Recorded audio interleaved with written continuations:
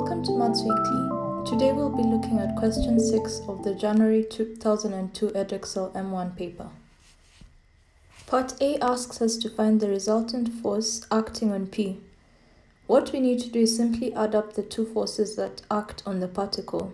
This gives us the resultant force as 9I minus 3J newtons. Part B asks us to find the angle between the resultant force and J.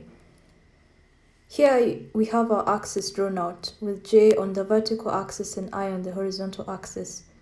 We then add our vector F.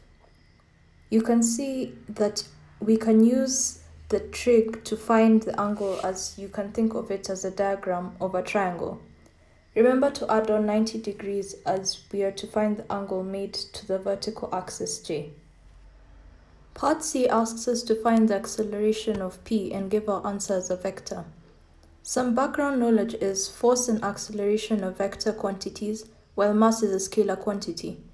When you multiply a vector by a scalar, you get a vector. Hence, when you use the formula F equals ma, both F and A are vectors. Sub in 3 as your mass and use the force worked out in part A. You get the acceleration as 3I minus j meters per second squared.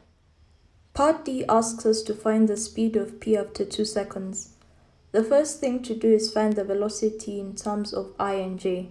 To do this, you use the Suvart equation V equals u plus at, where u is the initial velocity of negative 2I plus j meters per second, t is 2 seconds, and acceleration is 3I minus j meters per second squared. Once you get the velocity, find the square root of the squares added in order to get the speed, which is a scalar quantity. You get 4.12 meters per second. I hope that you found this video helpful. Come back next week for another one.